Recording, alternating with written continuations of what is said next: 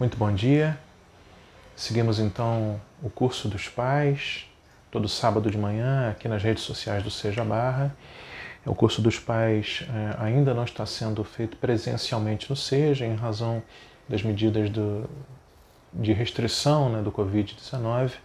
E, em particular, eu peço desculpas a você, mas eu não posso transmitir individualmente por uma questão pessoal do Seja, então estou realizando essa gravação aqui em casa, mas certamente a gente vai manter um conteúdo adequado, um conteúdo positivo, das reflexões que temos feito sobre as parábolas de Jesus, sobre o Evangelho de Jesus, trazendo-os à luz da doutrina espírita e uma reflexão que a gente pode trazer para a nossa realidade, sobretudo uma realidade familiar, dado que o curso dos pais se insere dentro do contexto da evangelização do Seja, que tem como objetivo trazer um pouco desse ensinamento, desse contexto para as nossas famílias, para os nossos pequeninos, jovens e para toda a comunidade familiar que se reúne na nossa casa.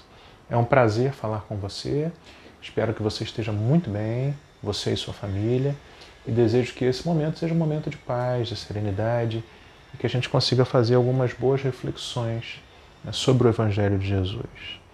De vez em quando você deve ver as minhas filhotas felinas passando, peço desculpas a você, mas elas fazem parte da família, assim como Francisco disse, que a gente tem familiares de todos os tipos, inclusive de outras espécies. Então, elas talvez queiram participar da nossa conversa. Espero que você não se incomode de estar junto com as minhas gatinhas aqui. Vamos iniciar então a nossa conversa. E para isso vamos abrir o Evangelho de Jesus, capítulo 11, Evangelho segundo o Espiritismo, capítulo 11, amar o próximo como a si mesmo. E caiu para nós aqui o item 14, caridade para com os inimigos, os criminosos, na verdade. Olha o que diz aqui, a verdadeira caridade é um dos mais sublimes ensinamentos que Deus deu ao mundo. Entre os verdadeiros discípulos da sua doutrina deve existir uma fraternidade completa. Deveis amar os infelizes, os criminosos, como criaturas de Deus, às quais o perdão e a misericórdia serão concedidos, se eles se arrependerem. Assim como para vós mesmos, pelas faltas que cometeis contra a sua lei, a lei de Deus. Pensai que sois mais merecedores de repreensão, mais culpados do que eles, a quem recusais o perdão e a comiseração, porque muitas vezes eles não conhecem Deus, como vós conheceis, e a eles será pedido muito menos do que a vós. Não julgueis. Não julgueis, meus queridos amigos, porque o julgamento que aplicardes vos será aplicado mais severamente ainda. E tereis necessidade de indulgência para os pecados que incessantemente cometeis. Não sabeis que há muitas ações que o mundo não considera nem como faltas leves e que são crimes aos olhos do Deus da pureza? Isso é um pedaço de uma mensagem de Elizabeth da França, recebida em 1862. Belíssimo, né? O amar ao próximo como a si mesmo é um capítulo que Kardec dedica a essa relação que a gente tem que desenvolver com o nosso semelhante.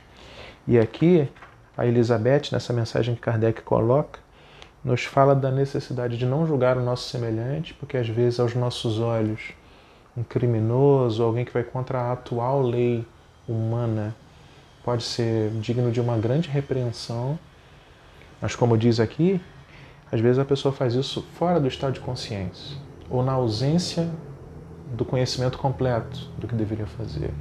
E, portanto, a responsabilização dela em relação ao ato é menor do que, por exemplo, a nossa responsabilidade diante daquilo que a gente tem que fazer ou daquilo que a gente tem que deixar de fazer, uma vez que somos já razoavelmente conscientes ou algo esclarecidos do que cabe e não cabe dentro da lei divina, à luz do Evangelho, à luz da nossa tradição cristã espírita.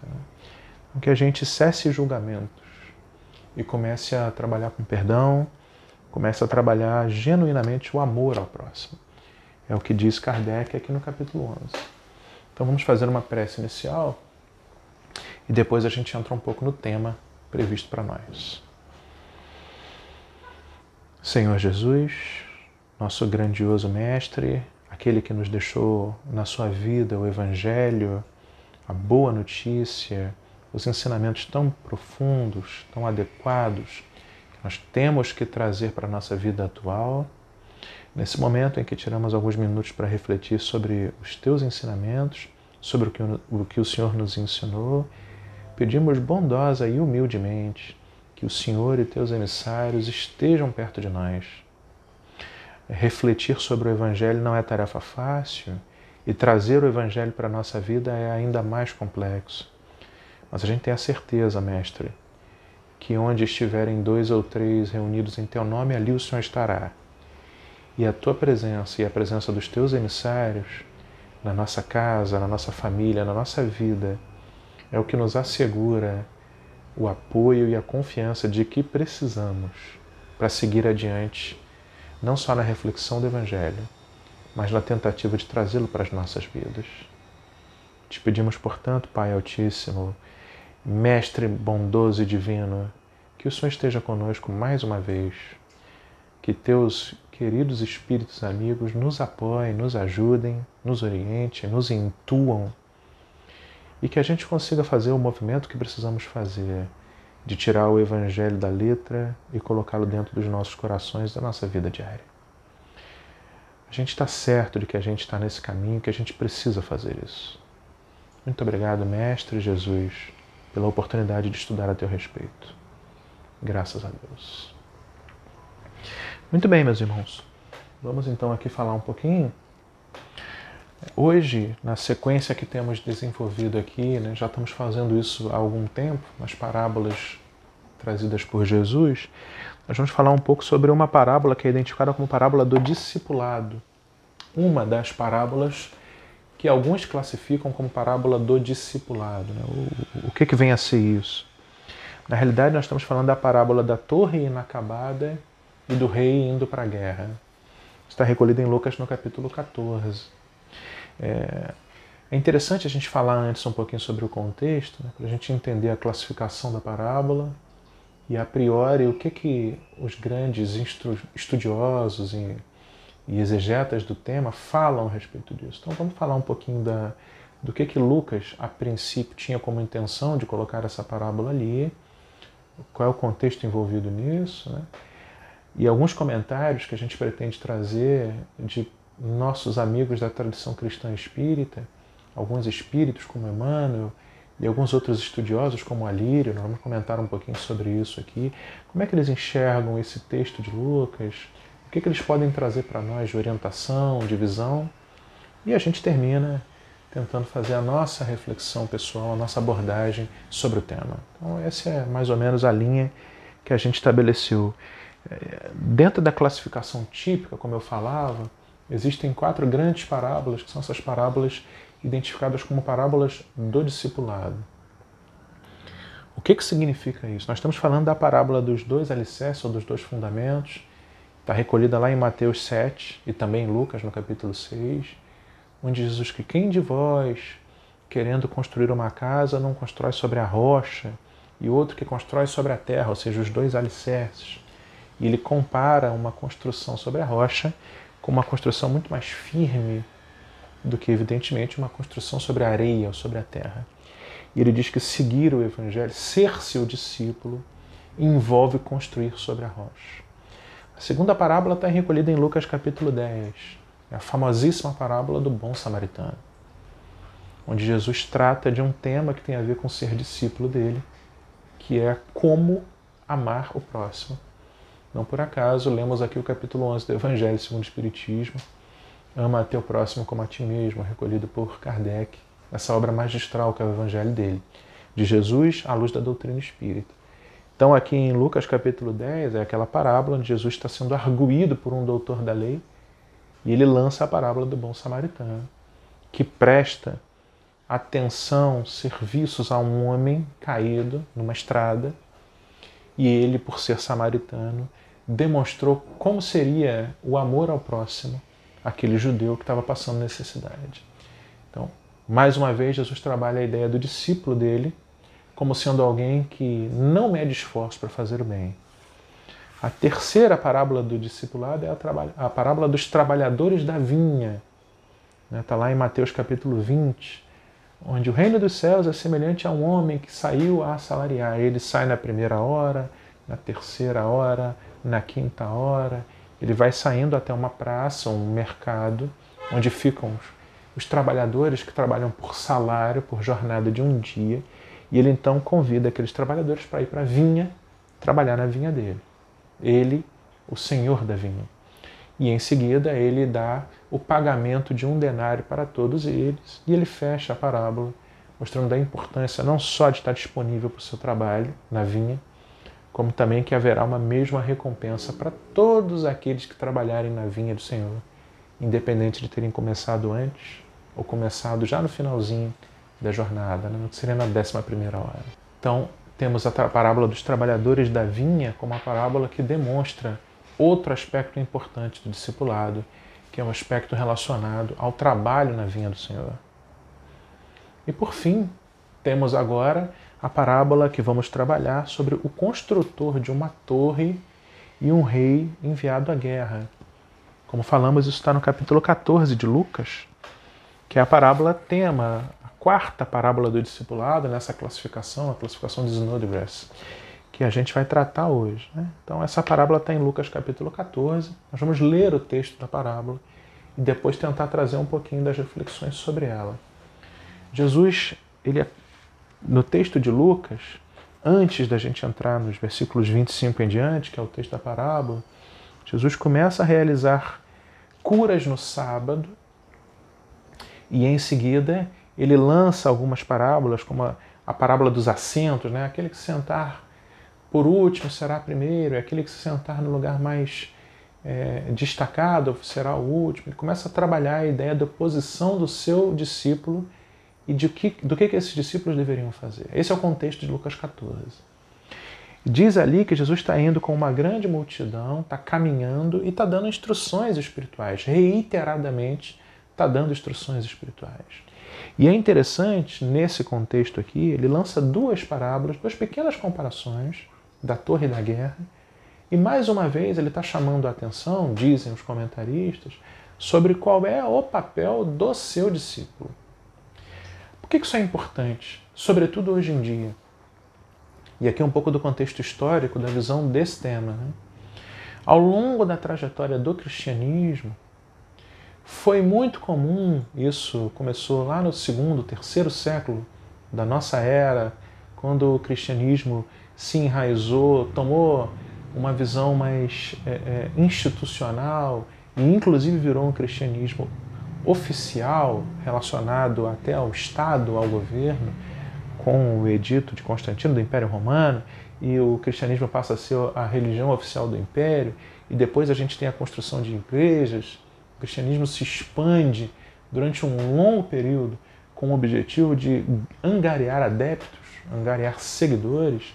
O cristianismo se lança em guerras.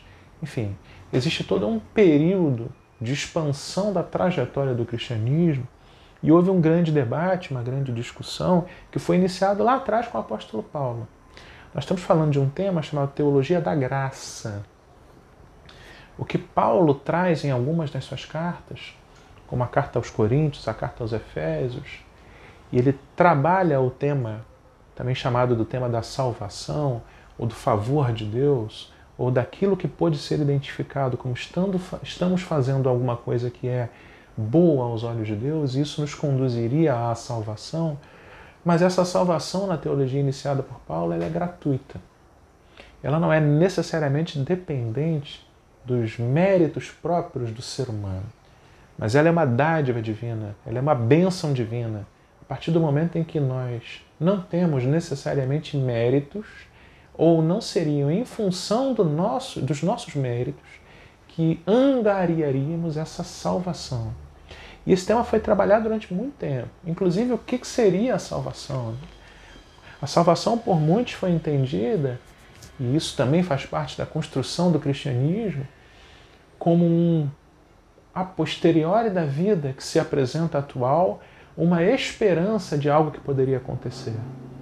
Quer dizer, alguns defendem, e ainda hoje defendem, que ser salvo significaria ir para o céu, ou ir para o inferno, ou ir para o purgatório. Essas são as três opções, portanto, salvar-se-ia aquele que fosse para o céu. Alguns ainda acham que a salvação significará uma vida em glória e em honra aqui mesmo na Terra com esse corpo físico. Alguns ainda acreditam que essa Terra passará por uma transformação, haverá o chamado dia do juízo ou uma guerra divina, a Terra será limpa da maldade, daquilo que é ruim ou contrário a Deus, e alguns permanecerão vivos aqui, e isso seria a salvação. Dentro desse contexto, alguns ainda acreditam que outros seriam ressuscitados em carne, para viver em carne aqui na Terra, e ainda há alguns que acreditam que a salvação seria uma dupla hipótese, ou uma vida terrestre eterna, ou uma vida celestial, num céu próximo de Deus, para toda a eternidade. Esses são os conceitos principais, pelo menos os principais de salvação. Mas associado à ideia de salvação, tem a ideia da graça, que só seria salvo aquele que fosse agraciado por Deus. A partir do momento em que o ser humano não tem méritos por si mesmo para reclamar com Deus a sua própria salvação. Por mais que ele faça algo aqui, essa salvação necessariamente depende da boa vontade, da graça, da misericórdia, da benignidade de Deus. Essa é a teoria da graça. E depois, sobretudo depois da Reforma protestante, essa teoria da graça foi ao extremo de entender ou de fazer cristãos acreditarem que, como tudo é graça divina, independente do que fizéssemos, teríamos ou não acesso a essa graça, ou a essa salvação. E isso minimizou, isso reduziu a necessidade que o cristão em tese teria de praticar atos ou de ter um movimento na sua vida de fazer algo de acordo com a vontade de Deus. Então a teoria da graça ou a teologia da graça, durante um tempo, sobretudo depois do século XVI, ela traz um entendimento para a parte dos cristãos de uma redução da necessidade de fazer algo, dado que a salvação é graça divina. Isso gerou problemas. Porque isso desonerou os cristãos, ou desobrigou os cristãos, de uma atitude coerente com a sua própria doutrina e a sua própria crença cristã.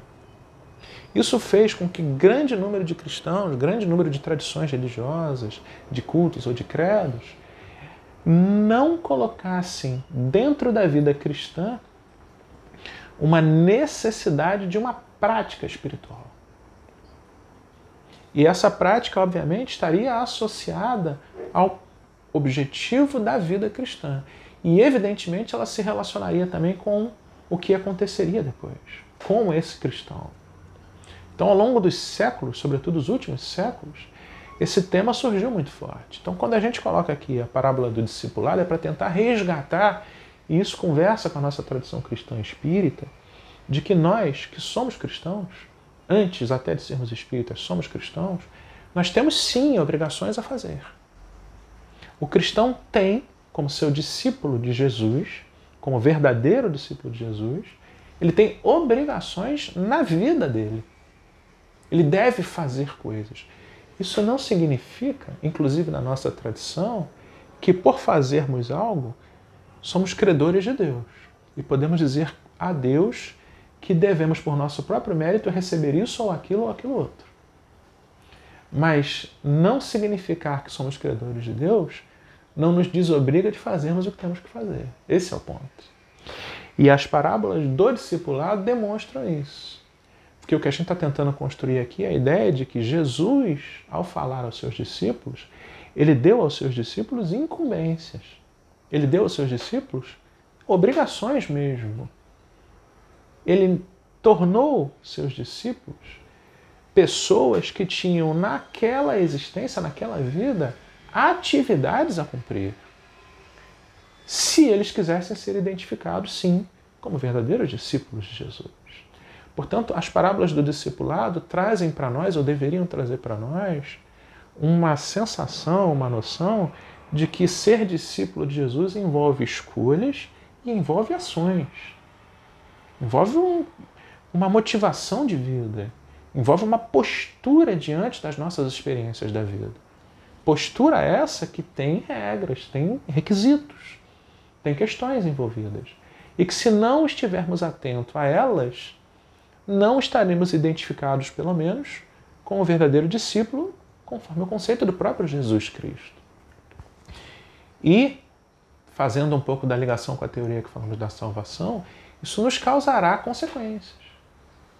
Diferente das tradições que falamos, ou da crença das salvações, porque é interessante, Jesus Cristo apontou salvação imediata. Jesus Cristo muitas vezes chegava para uma pessoa que ele curava e falava, tua fé te salvou. Naquele momento ele falava isso, você foi salvo pela tua fé.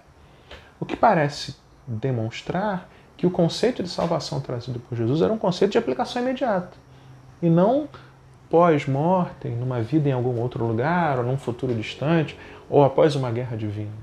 Porque Jesus falava, tua fé te salvou, hoje, agora.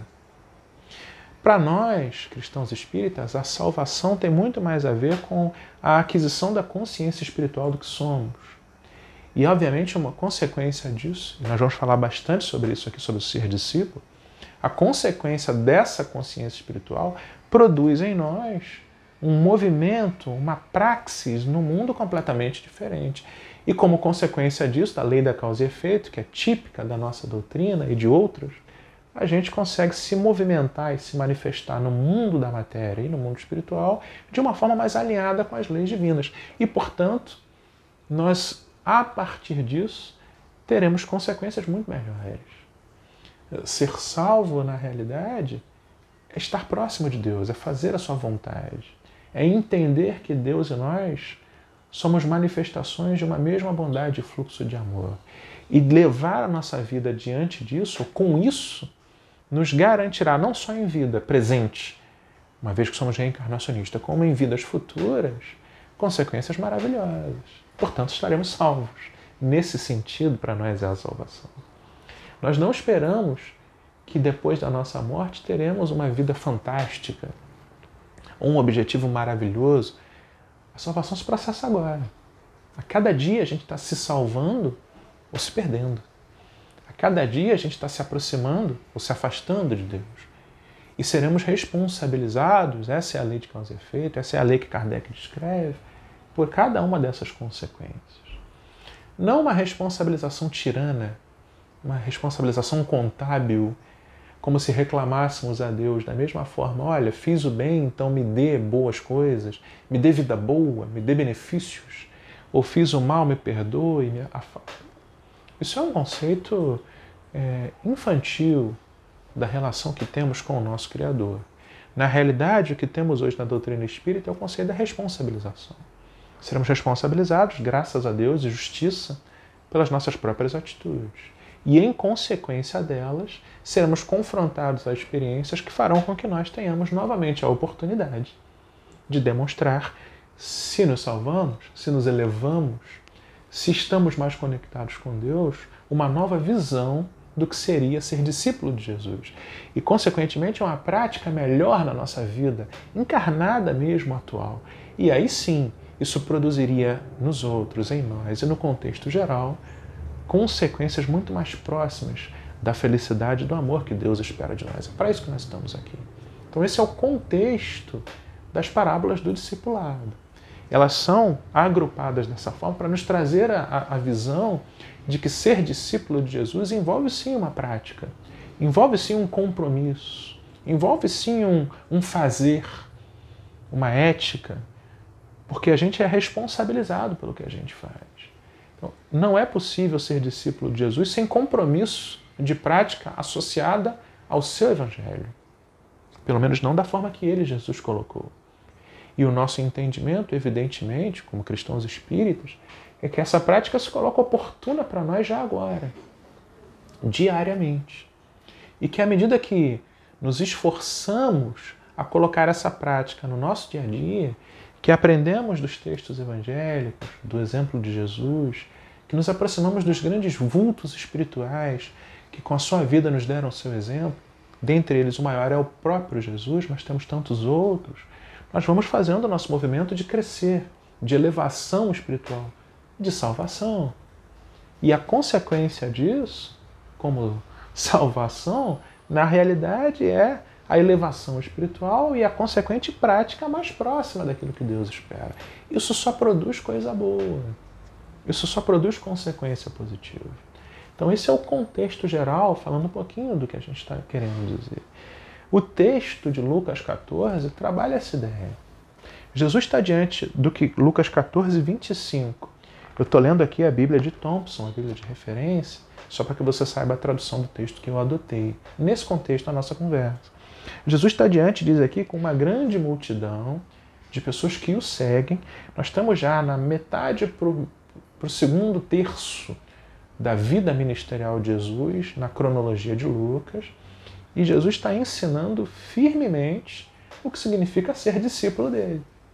Ele está colocando para os seus discípulos o que ele, Jesus, vê, em outras palavras, o que Deus espera como prática do verdadeiro discípulo.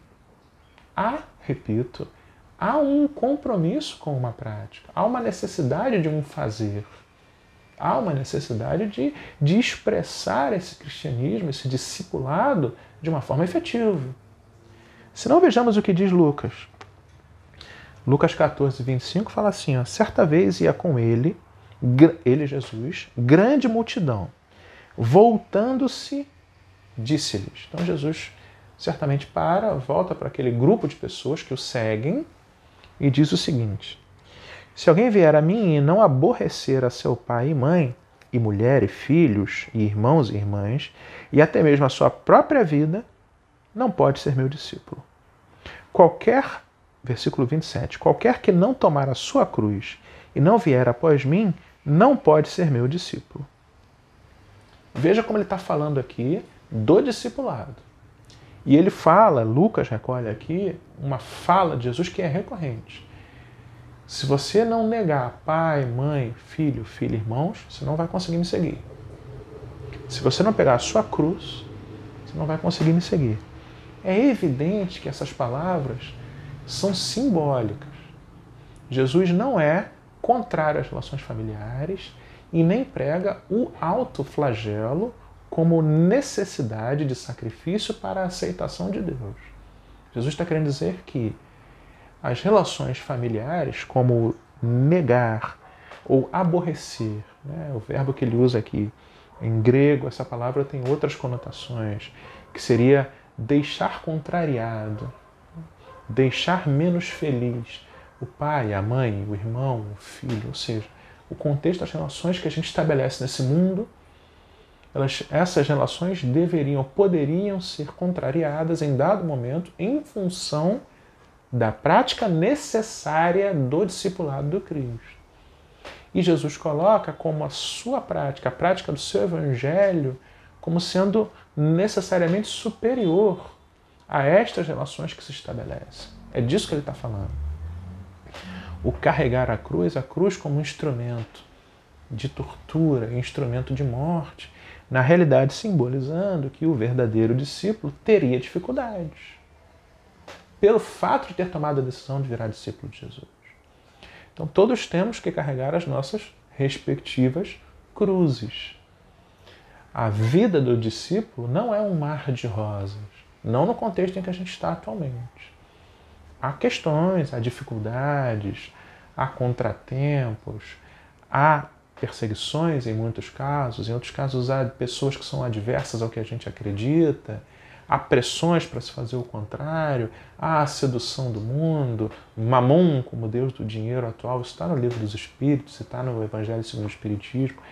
O Deus do dinheiro, o Deus do poder, o Deus da riqueza, ele tenta seduzir, isso é simbólico evidentemente também, tenta seduzir as pessoas para que elas prefiram ou priorizem a vida da matéria com o seu luxo, com a sua riqueza, com as suas questões, quando a vida do discípulo de Jesus é uma vida diferente.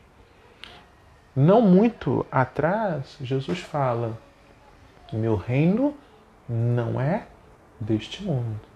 Ele está querendo dizer que os seus discípulos têm que sair do mundo, se evadir, virar ermitãos ou alguma coisa. Não. Jesus nunca fez isso. Jesus poderia ter ido na comunidade dos essênios e ficado lá, recluso, contrário ao templo. Ele não fez. Jesus poderia ter virado um fariseu. Um fariseu significa separado, pereshi, Aquela pessoa que pela prática da lei, nesse caso a lei mosaica ou a lei judaica, se destaca dos demais, como uma pessoa, olha como é a teologia daquele povo, né? Como uma pessoa que tem mais favor diante de Deus por fazer mais. Jesus também não tomou essa decisão. Ele vivia no contexto em que ele estava. Ele se relacionava com as pessoas, ele estava no meio das multidões, em particular os mais necessitados. Mas estar naquele meio ou naquele contexto, ou se relacionar mesmo com as pessoas, não significava que aqueles relacionamentos eram para Jesus prioritários. A prioridade dele era fazer a vontade de Deus nele, para ele, que era o seu ministério e a declaração daquilo que ele tinha que fazer naquele contexto.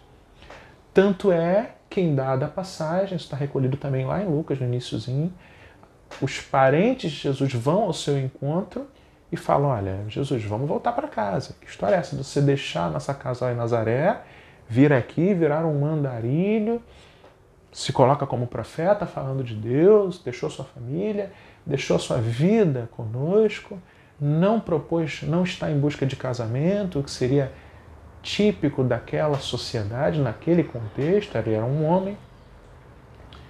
Jesus fala, quem são meus irmãos? Quem são minhas irmãs? Quem é minha família? Minha família está aqui, ó, são essas pessoas que estão aqui junto comigo. Jesus está negando que ele era irmão? Não.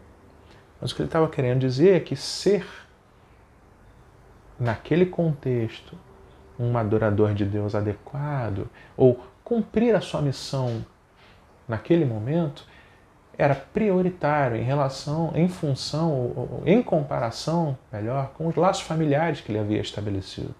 Porque tudo aquilo que está no mundo é temporário. Tudo aquilo que está no mundo é provisório, inclusive os laços familiares.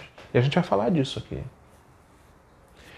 Novamente, Jesus não estava indo contra a família, pelo amor de Deus. O que ele estava querendo dizer é que o verdadeiro discípulo contextualiza a relação familiar e a coloca a serviço do seu trabalho como discípulo do Cristo. Foi isso que ele fez com a sua própria família. E os grandes vultos cristãos também o fizeram. Não negando, muito pelo contrário.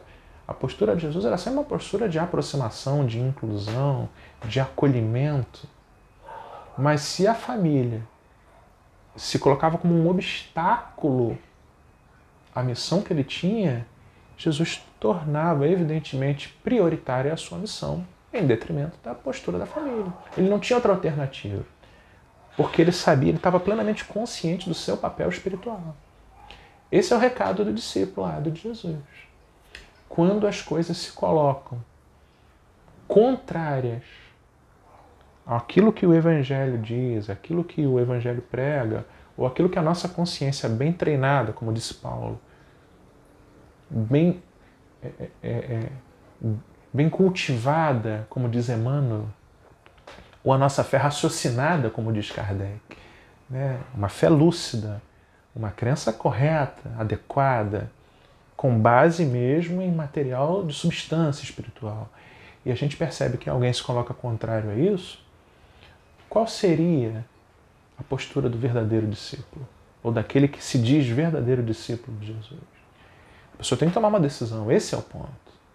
O discipulado envolve uma postura. Ser discípulo de Jesus não é da boca para fora, não deveria ser da boca para fora.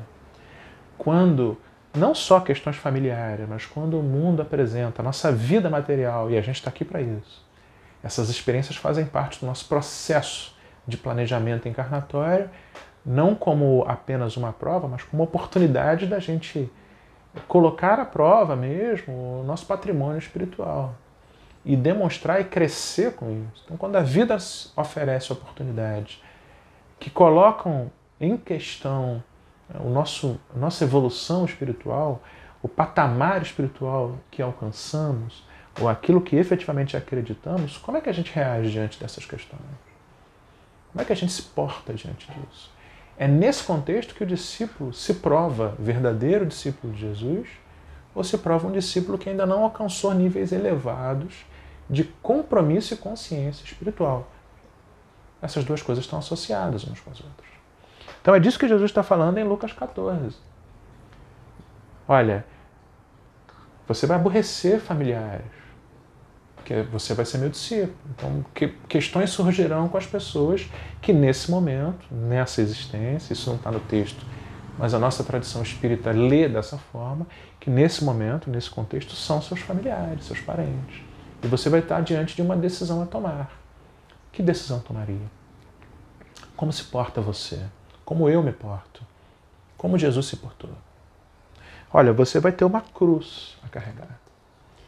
Você vai deixar a sua cruz lá, abandonar e seguir sua vida mais fácil?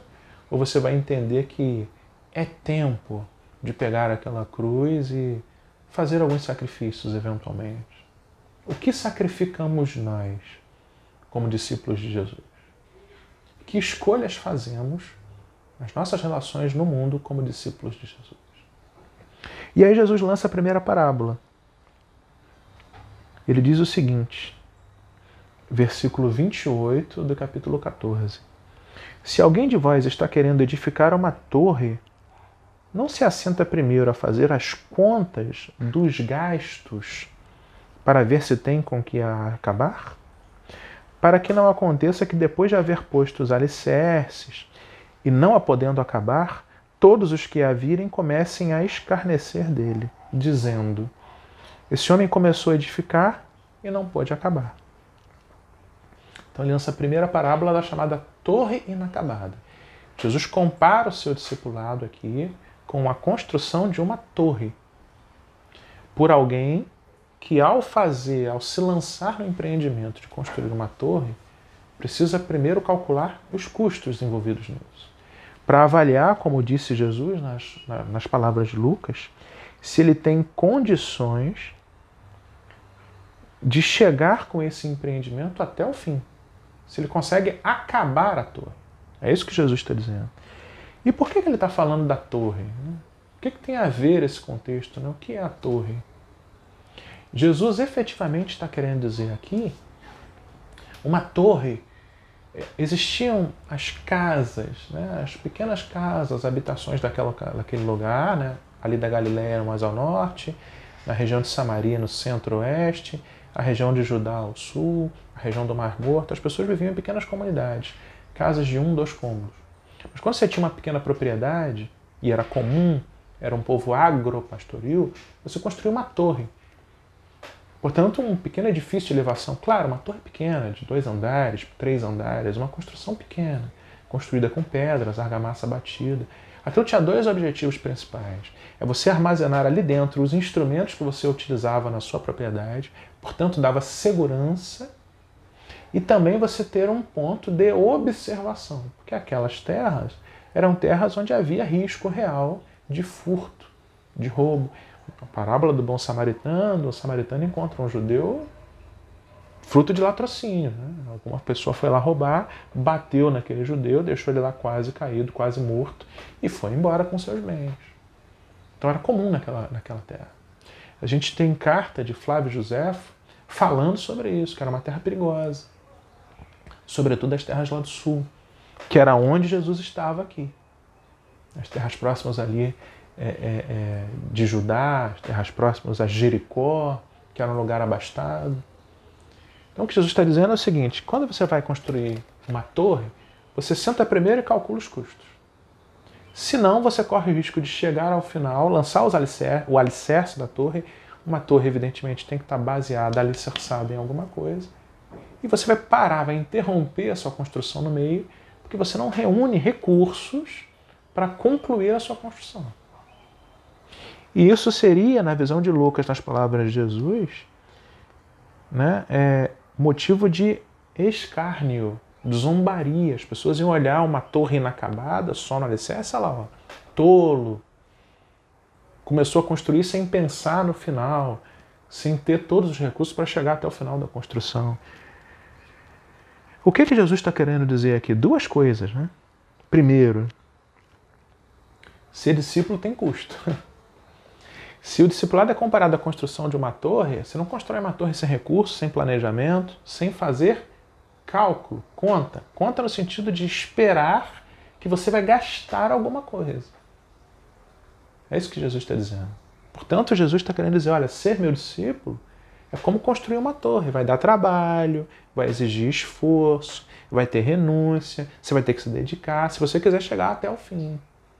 E é interessante que a torre, né, Emmanuel tem uma passagem, a gente vai ler daqui a pouco, a torre é comparada ao edifício que eleva você, porque a torre eleva você para que você tenha a visão maior do seu próprio território, da sua própria propriedade, de modo que você consiga ver quem está se aproximando e impedir, por exemplo, uma ação de alguém que queira furtar ou roubar.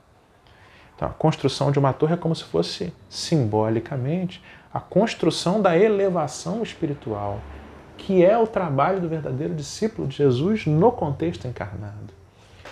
O lidar com essas experiências, o acumular, o aprender para o espírito do bem, para o espírito que está em busca do aproveitamento das oportunidades aqui para se elevar, ele está construindo torres. Ao longo da sua vida, nas diversas experiências, com foco adequado no discipulado do Cristo, no Evangelho de Jesus, ele está aproveitando aquelas oportunidades para se elevar. Ele está construindo torres. Mas isso tem um custo. Isso não é de graça. Isso não é por acaso. É isso que Jesus está dizendo aqui. Então ele compara o seu discipulado a uma construção. E ele vai além. Ou qual é o rei que, indo para combater outro rei, não se assenta primeiro para calcular se com 10 mil pode sair ao encontro do que vem com ele com 20 mil. A cena é uma batalha entre dois reinos. Nós com 10 mil soldados e o rei oponente com 20 mil. E quando um rei avalia essa situação, ele tem duas alternativas. Por isso que ele tem que sentar e avaliar se ele tem condições de combater. Com os 10 mil que ele tem, ele consegue vencer a batalha? Qual é a segunda alternativa? Olha como Jesus constrói. De outra maneira, estando o outro ainda longe, manda embaixadores e pede condições de paz. Se eu não tenho condições de vencer a guerra, eu não vou me lançar numa batalha que eu vou perder. Isso é evidentemente ilógico para qualquer pessoa que ouvia Jesus. E para nós também. Portanto, o rei não teria outra alternativa senão mandar embaixadores e falar, olha, não guerreemos. Eu mando aqui embaixadores de paz. Vamos selar acordos, vamos estabelecer diplomaticamente relações. Portanto, fazia parte do discipulado reconhecer suas limitações e, eventualmente, saber o momento em que não era possível avançar. É como se a torre fosse alta demais. Ou se naquele momento, naquele contexto, o discípulo não reunisse todos os elementos, todos os recursos espirituais, evidentemente, para se lançar numa batalha maior do que ele teria condições de alcançar, com resultados maiores do que ele teria condições de dar. O reconhecimento das limitações atuais faz parte da consciência esperada do verdadeiro discípulo de Jesus. Ser discípulo não significa se lançar em qualquer empreendimento, ainda que seja um empreendimento reconhecidamente associado a Jesus, desde que nós não tenhamos condições de fazê-lo. É isso que Jesus está construindo aqui. Jesus gastou 3 anos e meio aproximadamente para montar no seu colégio apostolar os verdadeiros discípulos, ou mais próximos discípulos dele, em condições de levar a sua mensagem. Ele mandou isso lá para o meio e para o final do ministério. Não foi na primeira semana que Jesus chegou e falou, olha Pedro, olha aqui Tiago, vem aqui Barnabé, vai lá Mateus e vai falar lá em Samaria. Não. Ele gastou tempo treinando eles, instruindo eles, falando sobre o reino de Deus para eles e depois ele os envia. E ele os enviou na primeira vez, os recebeu de volta e aí, como é que foi? Me conta aqui como é que foi. Como é que foi a receptividade? O que vocês ouviram? O que vocês falaram? Que sinais vocês fizeram? E isso aconteceu diversas outras vezes. Existem relatos, inclusive, de Jesus acompanhando, Jesus desencarnado, acompanhando os seus apóstolos, os seus discípulos a posteriori. Ele estava junto. O que Jesus está querendo dizer? Que o seu discipulado ele é feito em fases. A gente evolui espiritualmente. Esse é um conceito claro, típico da nossa tradição cristã espírita. A partir do momento em que entendemos, reencarnacionistas que somos, que cada encarnação nos oferece oportunidades de elevação espiritual. E que, portanto, hoje temos uma condição de elevação, de crescimento. Isso é a escala espírita de Allan Kardec no Livro dos Espíritos. questões 90 a 106, à medida que a gente vai encarnando, e as encarnações úteis são feitas úteis por nós, espíritos, para adquirir conhecimento, a gente consegue, portanto, trazer para a nossa realidade espiritual, para o nosso patrimônio espiritual, crescimento, elevação, e, consequentemente, vamos evoluindo. Nós estamos construindo torres. Nós estamos aumentando, simbolicamente, se utilizando das palavras de Jesus, os soldados do nosso exército para combater as nossas guerras. E contra quem são essas guerras? Ou contra o que são essas guerras? Estaria Jesus querendo dizer, como lá o Antigo Testamento, ou o Primeiro Testamento, Jesus era um homem guerreiro? Faz sentido, lendo os textos evangélicos, atribuir a Jesus essa visão guerreira? As guerras que Jesus sugere que o verdadeiro discípulo trave são guerras contra suas próprias más inclinações. Kardec fala que o verdadeiro espírito se reconhece pela motivação, pela tendência e mais. Olha como tem custo ser discípulo. Pelo esforço que empreende em domar, em vencer as más inclinações. Ser discípulo de Jesus tem custo, dá trabalho. Não é simplesmente parar, reconhecer conscientemente de que Jesus é uma pessoa iluminada, de que Deus existe, que nós temos que nos aproximar dele, entrar em oração e simplesmente não fazer nada. Isso tem limites. Esse tipo de postura contemplativa somente produz consciência, mas é a ação no mundo que produz elevação. Tem que construir a torre. Tem que se deparar com um exército inimigo. E tem que agir nessas duas situações, ou em todas as situações. Tem que agir, tem que tomar decisão, evidentemente, aí sim, decisões baseadas naquilo que Jesus nos ensinou, se queremos ser seu discípulo. Mas tem que ter um agir, tem que ter uma prática, tem que ter um movimento, tem que ter uma ação. E ele ainda conclui assim, da mesma forma, qualquer de vós que não renuncia a tudo o que tem, não pode ser meu discípulo. O que está recolhido em Lucas aqui é reiterado palavras de Jesus. Lembra do jovem rico? Que se aproximou de Jesus e falou, mestre, o que eu tenho que fazer para seguir a Deus, para ser salvo? Vende tudo o que você tem e me segue. Qualquer de vós que não renuncia a tudo que tem, não pode ser meu discípulo. Estaria Jesus dizendo que então agora nós temos que pegar todo o nosso patrimônio, toda a nossa propriedade, nossa casa, nosso carro, todos os recursos que temos em nossas contas bancárias, nosso salário, vender tudo e mendigar? Não. Mais uma vez, o entendimento desse texto coloca em oposição bens materiais e o discipulado. Recursos que a gente tem, que inclusive nem são nossos, nós somos usufrutários desses recursos, e isso está a serviço da nossa evolução espiritual e do nosso papel de crescimento no planeta, no mundo, na nossa vida. Se não tiver, a gente tem que rever. É isso que Jesus está dizendo. A ideia de renunciar a tudo que tem é dizer que aquilo que você tem está a serviço daquilo que você tem que fazer como de verdadeiro discípulo, se a gente quiser ser verdadeiro discípulo. Porque senão nós estamos trabalhando para satisfazer os nossos desejos, prazeres e vontades com os recursos que temos. É um caminho. Mas esse caminho não produz elevação de torre. Esse caminho não produz o bom combate dos reinos. Esse caminho não produz elevação espiritual. Esse caminho produz satisfação temporária de prazeres materiais. Como consequência disso, qual é a responsabilização disso? Nós voltaremos, ainda nessa encarnação, em uma nova encarnação, a viver aquelas experiências para avaliar se nós, naquele outro contexto, naquela nova oportunidade, vamos tomar as decisões adequadas com os recursos que temos. Que são decisões adequadas? É o empenho daqueles recursos a serviço do crescimento espiritual nosso e do nosso próximo. Essa é a decisão adequada. Não se trata necessariamente de você se desprender de tudo. Isso não significa usar os recursos da forma adequada. Necessariamente. Necessariamente. Pode significar. A questão não é o que se faz somente também. É por que se faz. É com que propósito se faz. É a serviço de que se faz. Está a serviço do Evangelho, do crescimento, do amor, da paz, do perdão, do bem, do serviço sagrado, do amor ao próximo, do amor a si mesmo. Isso produz crescimento. Isso é renunciar aos bens em prol do Evangelho, em prol de Jesus.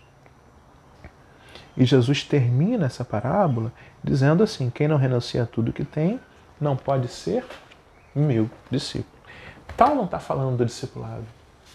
Tem ou não tem custo ser discípulo? Você entende da mesma forma que eu? Essa reflexão que eu faço faz sentido para você? Porque para mim ela faz completo sentido. Tem custo ser discípulo. Tem custo ser discípulo. Tem obrigação ser discípulo. Dá trabalho ser discípulo. Porque senão não faria sentido. Ainda mais na nossa tradição, no contexto em que acreditamos. Se nós não estivéssemos aqui a trabalho, se estivéssemos a passeio, a vinda para cá numa encarnação seria fútil. Ou melhor, ela seria descomprometida com tudo que acreditamos, que tem que ver com o nosso verdadeiro objetivo. Mais uma vez, isso é Kardec, com o objetivo da encarnação, que é fazer melhores escolhas ou usar o livre-arbítrio de forma para que a gente, com as nossas escolhas, se mostre verdadeiramente mais evoluído do que antes. Esse é o nosso objetivo aqui. E, portanto, o discipulado de Jesus, seguir Jesus, acreditar em Jesus, trazer Jesus para a nossa realidade, envolve atividade relacionada com isso. Envolve atividade relacionada com isso. É isso que Jesus está dizendo com a parábola, com essa quarta parábola que acabamos de ler detalhadamente do discipulado. Eu gostaria de chamar a atenção a alguns textos, só para a gente avançar um pouquinho na nossa reflexão, já caminhando para o final. Eu cito uma obra maravilhosa que eu recomendo que você leia, chama Estudo Aprofundado da Doutrina Espírita. Isso é uma coleção da FEB, Federação Espírita Brasileira, disponível no site da FEB, que trata de temas. E ali, no Estudo Aprofundado da Doutrina Espírita, no terceiro tomo, que fala do Espiritismo, o Consolador prometido por Jesus, ele vem falando no módulo 4 sobre o que significaria a necessidade de transformação moral. Isso tem tudo a ver com ser discípulo, na nossa tradição. Existem 3 fases na construção ali do EAD desse empreendimento, que significaria construir as nossas torres, partir para as nossas batalhas. Ou seja, 3 fases do processo relacionado ao discipulado de Jesus, a compreensão dos níveis evolutivos em que nós nos lançamos ou pelos quais passamos nesse processo de colocar Jesus dentro da nossa vida de verdade. A primeira fase é a fase que muitas pessoas estão hoje ao nosso redor. Elas valorizam a si mesmos e valorizam o mundo material. Elas ainda não têm a percepção espiritual da vida. A vida é o que há. A vida é o corpo, as suas experiências materiais, seguindo o seu fluxo até o seu desencarne. Essa é a primeira fase. É a fase da inconsciência. Mas aí tem a segunda fase, que é quando a criatura já começa a constatar que a vida material não lhe satisfaz. E, portanto, ela começa a demonstrar um incômodo, porque essa vida material não resolve as suas mais íntimas questões. E ela percebe, ela se dá conta de que existe uma vida espiritual. E ela começa a buscar essa vida espiritual. E Jesus oferece chaves de conhecimento para que a gente consiga encontrar a natureza dessa vida espiritual e, melhor, desenvolvê-la. E isso é ser discípulo. Ele fez isso o tempo todo na sua vida encarnada e nos ajuda a fazer isso desde sempre como guia e modelo que é dos espíritos encarnados e desencarnados presentes nesse planeta. Então, na fase 2, a gente começa a tomar conta, a tomar conhecimento, a ter noção do custo que significa ser discípulo dele. Ou seja, nós somos espíritos, alguma coisa maior do que isso que eu vejo, que eu sinto, que eu como, que eu cheiro, que eu toco, alguma coisa maior do que essas relações que eu estabeleço materiais existe E eu quero ter contato com isso, porque isso vai me satisfazer essencialmente. E a doutrina de Jesus oferece, evidentemente, todo o contexto, todo o conhecimento que a gente precisa para alcançar isso. E para se satisfazer com isso, para alimentar o crescimento disso. E aí, nessa fase, a pessoa tem aquilo que ele falou, sobretudo na segunda parábola que lemos, do combate, né? Ela começa a perceber no outro que o outro também é um ser espiritual, o seu semelhante. E aqui a gente traz para a nossa realidade do curso de paz, né? Nossa relação familiar, nossa relação com pais, mães, filhos, filhas, companheiro, companheira, avô, avó. Porque quando você começa a tomar contato da realidade espiritual, você também sabe que o outro é espírito. E aí tem duas coisas que acontecem. Você percebe em alguns falta de apoio na sua decisão de efetivamente crescer espiritualmente.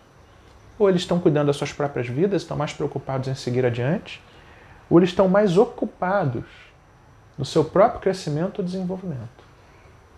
E você se decepciona quando você tem uma expectativa do apoio de alguém e esse apoio não chega. Isso faz parte do discipulado, isso faz parte do nosso crescimento.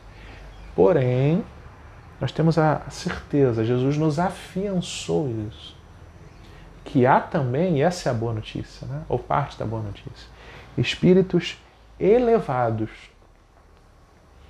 que cuidam da nossa encarnação, que observam as nossas atitudes e que estão genuinamente interessados e ocupados em nos ajudar no nosso crescimento espiritual. E esses são a certeza do apoio que temos. Esses nos conduzem aos verdadeiros ensinamentos de Jesus. Esses nos conduzem ao nosso crescimento espiritual profundo, verdadeiro. Jesus não nos deixa soltos a ermo. Nenhum espírito crístico, nem Deus permitiria que a nossa trajetória evolutiva fosse sem apoio. Nós não daríamos conta, e mais, isso não conversa com o amor de Deus, nem com o amor de Jesus. Veja como Jesus tratava seus apóstolos. Em algum momento ele os abandonou, no iniciozinho daquela fase de contato com os ensinamentos de Jesus, nas primeiras pregações, nas primeiras visitas ao templo. O que Jesus fazia o tempo todo? Ele cultivava a espiritualidade dos seus apóstolos. Ele está fazendo a mesma coisa com a gente. Mas a gente tem que fazer o nosso movimento. Fase 2. A gente tem que fazer o nosso movimento. Ele não fez pelos apóstolos. Ele estava junto com os apóstolos. Ele não vai fazer por nós. Ele vai enviar seus emissários para nos ajudar. Mas se a gente ficar parado, ou se pior, mesmo consciente da realidade espiritual, a gente virar as costas para ela e quiser manter a nossa vida totalmente focada na realidade material, escolha nossa. Nós só não estaremos sendo discípulos de Jesus. Nós estaremos construindo torres, ou se lançando aos reinos de guerra, simbolicamente falando. E tem, por fim, a fase 3, ali do EAD. Qual é a fase 3? É quando a pessoa, já consciente da sua realidade espiritual, já decidida a seguir por esse caminho, começa a efetivamente fazer o que precisa ser feito, tomando as decisões que precisa tomar, no sentido do seu crescimento espiritual. Aí ela vira discípulo. Aí ela aborrece pai e mãe, no sentido simbólico. Aí ela coloca o reino de Deus, o reino de Deus e a sua justiça, isso é Mateus 6, 33, em primeiro lugar. Porque as outras coisas lhe serão acrescentadas. Abandona tudo? Renega familiar? Despreza familiar? Não. Ela só prioriza o reino. Ela só prioriza o discipulado. Ela só reconhece que ela é um espírito em desenvolvimento, que ela tem compromisso com o amor, que ela tem compromisso com o perdão, que ela tem compromisso com a bondade, e ela usa esses elementos nas suas relações diárias. Ela renuncia, na realidade, o que é contrário a isso. E se alguém se colocar contrário a isso no seu rol de relacionamentos, ela simplesmente vai contornar isso. Aquele familiar que entende que você virou louco porque tomou a decisão genuinamente de seguir a Jesus, precisará ser contornado. Porque senão ele vai atrapalhar o seu desenvolvimento. E se você permitir que isso aconteça, você não só não se desenvolverá, como não contribuirá para o desenvolvimento dele. Ele precisará ser contornado com amor, com bondade, com misericórdia, com parcimônia, sem superioridade, sem julgamento. Mas ele precisará ser contornado. A gente precisa construir a torre, a gente precisa olhar de cima. A gente precisa identificar aquilo que vai contra o verdadeiro propósito do crescimento e contornar essas questões. Isso é a fase 3. Aí sim a gente segue adiante. Aí a gente colocou o discipulado como prioridade na nossa vida, como valor da nossa vida. Aí a gente vai embora. A gente vai crescer. Eu queria chamar a atenção de um texto muito interessante trazido pelos nossos irmãos espirituais. Antes eu vou falar do Alírio, né? O Alírio Cerqueira, ele é um estudioso e palestrante espírita nosso. O Alírio Cerqueira Filho publicou um livro chamado Parábolas Terapêuticas. Na verdade é uma série de livros. No volume 2, são 3 volumes, o volume 2, no capítulo 11, ele trata especificamente sobre essas parábolas, da torre e da guerra. E ele lança a mão de um conceito, a gente vai falar rapidinho, que é chamado do conceito da renúncia consciencial. O que é a renúncia consciencial? É a capacidade que o espírito tem, quando consciente que está, portanto está lá na fase 3, né, que a gente comentou aqui do EAD, ele começa a renunciar àquilo que não se adequa, aquilo que não conversa, aquilo que não se relaciona, aquilo que não está intimamente ligado às oportunidades de desenvolvimento que ele tem. E ele se afasta disso, ou ele afasta isso dele. Ele chama a atenção desse conceito, né, inclusive trazendo para a sua realidade familiar, isso é interessante. Traz toda uma leitura psicológica associada. Porque às vezes a gente precisa renunciar ou afastar, aborrecer na linguagem lá de Lucas, os nossos mais íntimos familiares. Isso é a cruz, ou isso é a guerra que a gente precisa travar. Sem a qual nós não conseguiremos dar andamento, dar continuidade ao nosso processo de evolução. É claro que a gente não precisa, e seria inadequado fazer isso com uso de violência, com uso de sarcasmo. Não é isso. Não é isso. Pelo menos não é isso que Jesus nos ensinou. Mas a gente tem que renunciar a algumas coisas se a gente quiser de fato seguir o nosso discipulado. É uma escolha. É uma escolha. Nós vivemos em tempos muito diferentes, né? Veja, na época de Jesus, Jesus mostrou isso. Como eu falei, na própria relação que ele teve com seus familiares. Ele teve que dizer, olha, eu preciso fazer o meu ministério, eu estou aqui para isso. Eu não vou ficar lá em Nazaré, ou lá em cima na Galiléia, que quer que seja, cuidando da carpintaria de papai, de José, nem cuidando, nem tocando minha vida. Aí vou casar, vou ter 3 filhos, vou seguir a lei judaica. Não vim aqui para isso somente. O meu propósito é maior e eu preciso segui-lo. Eu tenho compromisso com Deus. Com amor e carinho, ele mostrou que ele precisava fazer isso. Tanto amor e carinho que a pessoa que depois ajudou Lucas a escrever o evangelho dele foi a mãe de Jesus, Maria, que foi eleita rainha dos anjos. Que discípula ela se tornou. E Jesus deu exemplos, Jesus em falas que ele teve, ele demonstrou em diferentes relações, e aqui chama atenção para situações familiares, sobretudo, Jesus em alguns momentos falou alguma orientação, ele deu instruções num sentido, em outras em outro, para as mesmas questões. Paulo, quando Saulo de Tarso iniciou seu discipulado, tomou consciência do seu patrimônio espiritual, resolveu aderir ao ensino do Cristo, foi rejeitado por seu pai. Seu pai, em determinado momento, colocou ele na parede. Ou Cristo ou a mim. Paulo falou, pai, desculpa, eu não posso não escolher o Cristo agora. E ele escolheu. Isso deu grande amargor a Paulo. Mas ele não teve essa outra alternativa. Provavelmente se encontrou com o pai dele no plano espiritual e as coisas foram resolvidas. Mas naquela decisão, naquele momento, ele colocou o reino de Deus em primeiro lugar. Quando Joana de Cusa, está no Boa Nova, se aproxima de Jesus e falou, Jesus, eu quero deixar meu marido e seguir. Jesus falou negativo.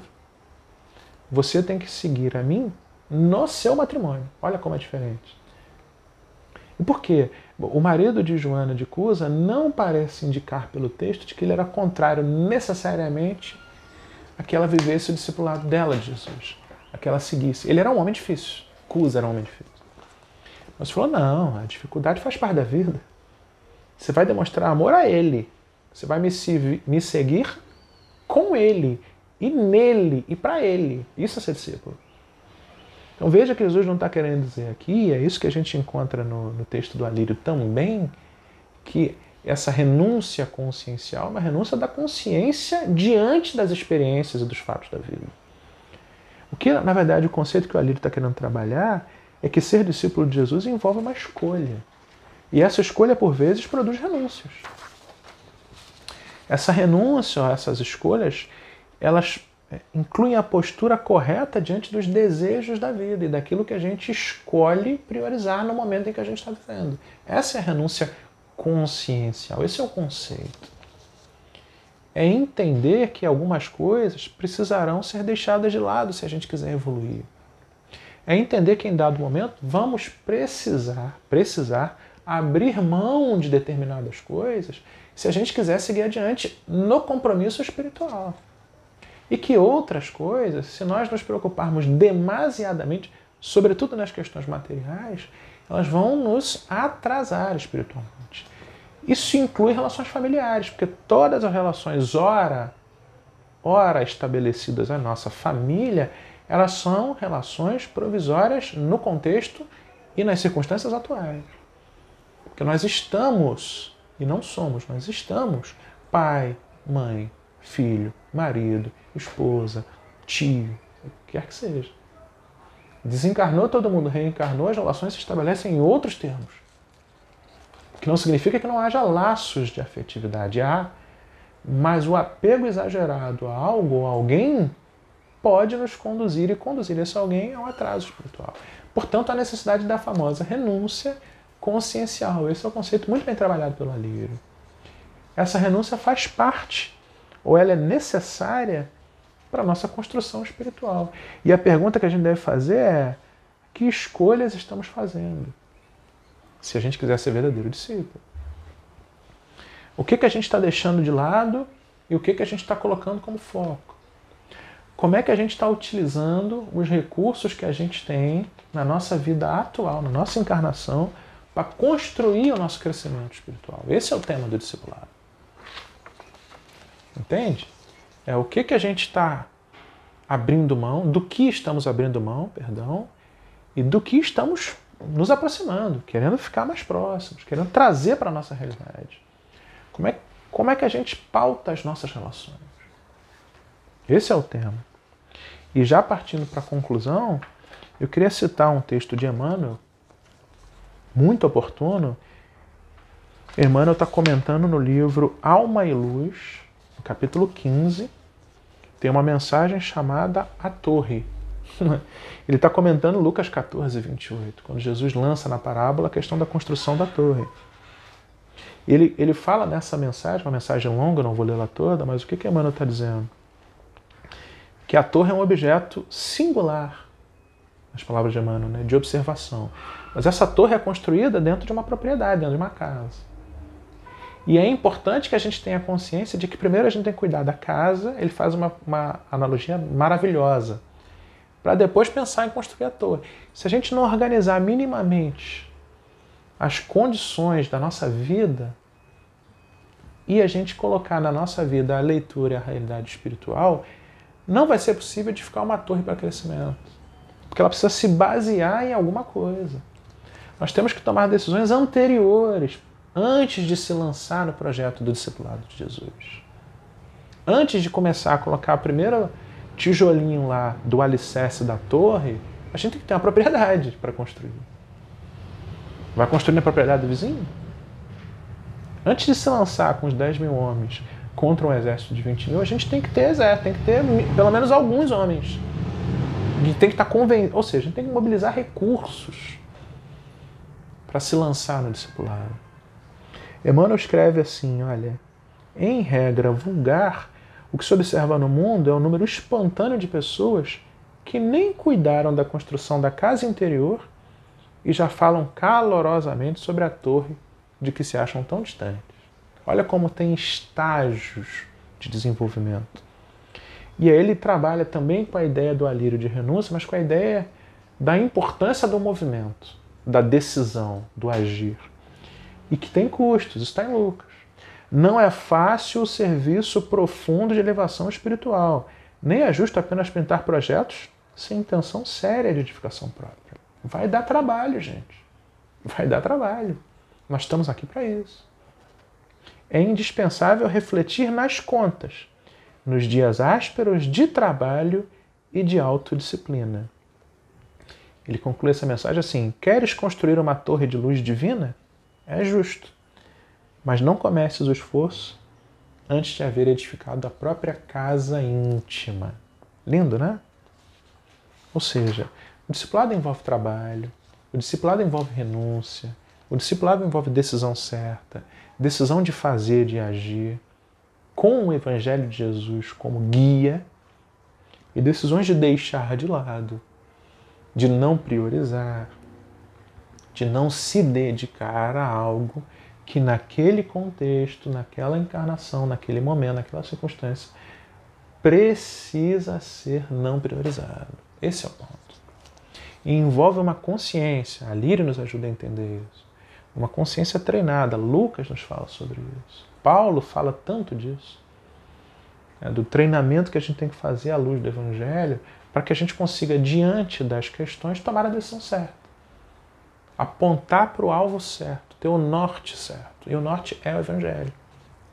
O norte é o Evangelho. Nós temos um conjunto de deveres e obrigações. E as diretrizes evangélicas nos conduzirão seguramente através disso. E a cada decisão correta, à luz do Evangelho, que a gente toma, isso nos acrescenta patrimônio espiritual. Isso alarga o nosso espírito. Isso nos faz crescer. E não nos enganemos. Isso nos habilitará a novos desafios espirituais, que no nosso contexto serão manifestos em desafios na nossa encarnação, aqui, na matéria.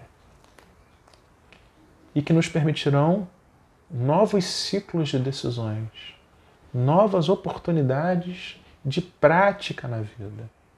E se a gente tiver a consciência de amar a Deus e amar ao próximo e a nós mesmos, essas decisões fluirão no sentido do crescimento. Nós estaremos seguindo a nossa evolução espiritual, a nossa edificação espiritual e, de quebra, contribuindo para os que estão à nossa volta. A gente vai estar fazendo como Jesus disse.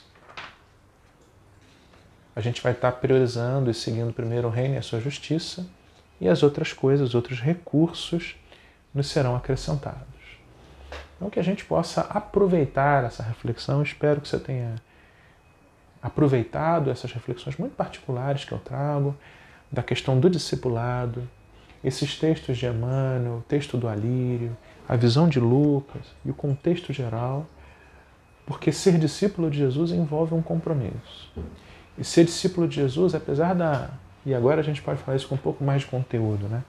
Apesar da salvação ser de graça, mas ninguém alcança um estágio de evolução espiritual sem fazer nada. Nós não acreditamos nisso. Alcançar estágios elevados de crescimento, de elevação espiritual, é fruto de trabalho. E esse trabalho terá desafios, renúncias, sacrifícios no contexto, obviamente, das dificuldades que se apresentarão, mas a gente tem totais condições de chegar lá. A gente só precisa focar no caminho certo, colocar genuinamente o Evangelho como pano de fundo das decisões. A bússola que nos conduz nesse caminho tem que ser o Evangelho de Jesus. Porque a gente vai começar a tomar decisões certas, começar a fazer escolhas adequadas, e com isso a gente começa a largar o nosso espírito para o bem, para o amor. Com isso a gente consegue aproximar pessoas nesse fluxo do bem, e a coisa vai se retroalimentando, e daqui a pouco a gente está bem mais evoluído, bem mais avançado. A gente está conseguindo ajudar o nosso próximo. Com isso nós estamos nos ajudando. Com isso a gente está trabalhando todo o contexto que a gente tem que trabalhar aqui mesmo na nossa encarnação. Não precisa sair do mundo, nem se isolar, nem negar todos. A gente precisa fazer as escolhas certas. Isso dá trabalho, mas isso tem um benefício maravilhoso, que é a proximidade com Jesus e a proximidade com o nosso querido Pai Celestial. É dessa forma que a gente vai alcançar a felicidade que Jesus Cristo prometeu, né? A paz que excede todo pensamento, que tantas vezes foi falada nas Escrituras. Aquela paz que a gente não vai ter como fruto da ausência de guerra, mas a paz genuína, a serenidade do espírito evoluído, como ele tinha, como ele teve e como ele tem. Que a gente consiga fazer boas escolhas, que a gente consiga entender o papel do discipulado, que a gente consiga fazer as renúncias corretas e as escolhas no caminho correto, à luz do Evangelho de Jesus, à luz do discipulado do Cristo. E que Ele nos abençoe, abençoe a mim, a você, a sua família, a todo mundo que está contigo, para que as suas escolhas, assim como as minhas escolhas, as nossas escolhas sejam as melhores possíveis, para que a gente eleve a nossa torre até pertinho do Cristo. Que Ele possa nos estender a mão e falar: vem cá, filho, parabéns, você chegou bem perto de mim. Que Ele nos abençoe e nos conduza. Vamos fazer uma prece final para a gente concluir a nossa reflexão. Mestre Altíssimo Jesus Cristo, aquele que está na mais alta torre que esse planeta já teve condições de experimentar, agradecemos ao Senhor por ter nos permitido ter contato com o texto do teu amado evangelista Lucas, que o Senhor certamente inspirou para que ele trouxesse para nós essas informações.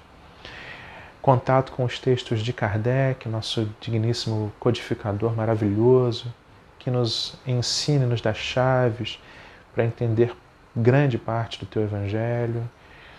Os textos trazidos pelos aqueles que estudaram as parábolas, como Emmanuel, como Alírio.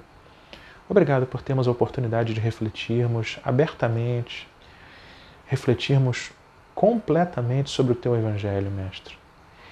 E que a gente consiga, intuídos pelo Senhor, embebidos pelo teu ensinamento, fazer as nossas melhores escolhas.